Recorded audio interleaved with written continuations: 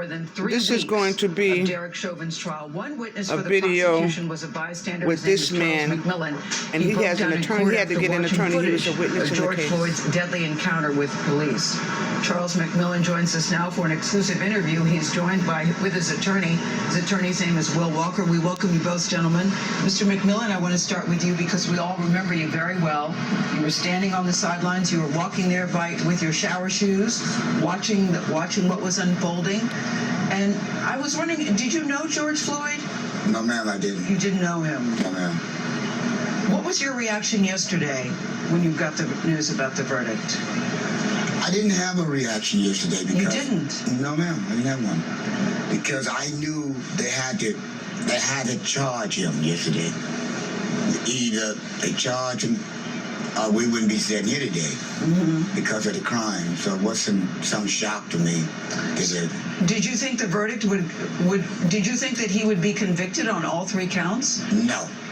So were you surprised? Yes. When you heard, you were surprised? Yes, ma'am. And that's what I want to know. So when you heard that the verdict was that he was found guilty on all 3 counts, what did you think?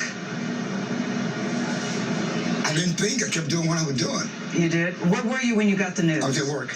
You were at work? Yes. And how did you hear?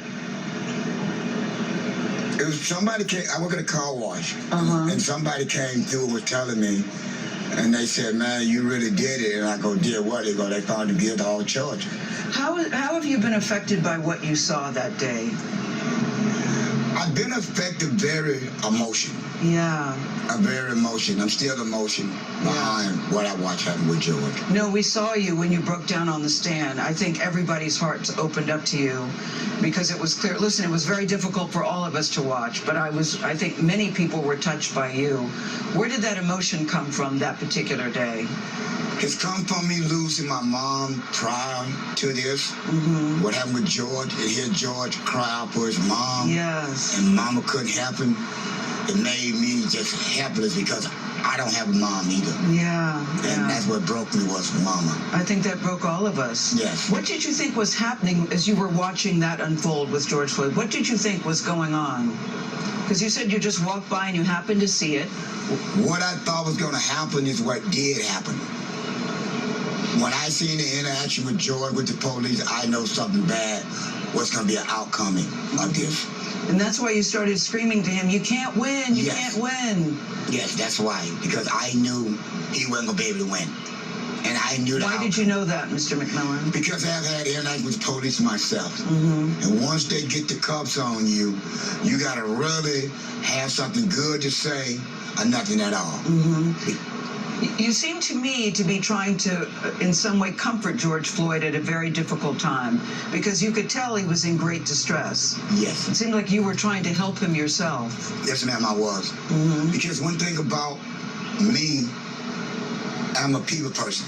Yes, we could tell. And when I see something happen that I see where it's going to cost somebody, I want to try to de-escalate that situation. And that's why I was so close to the police, because I want them to hear me that I'm trying to help this man. Do not hurt this man. Did you realize as you were standing there that he had died at that time, or did you find out later? When I was standing up, I stood there and watched everything. Yeah. I never left his side. Yeah. Just like a brother. Just like a brother. I'm not going to leave my brother standing or laying there. So I stayed there and watched him. And what do you hope will happen now? Now that the verdict has come and this police officer has been convicted on all 3 counts, what are you hoping that this will mean for the police department, for the community? In my eyes, I don't think it's going to mean too much anything. Everybody got to work on change. Yes. The whole world got to work on change. George sent a message for change. And if we don't do it together, nothing's going to never happen. All right.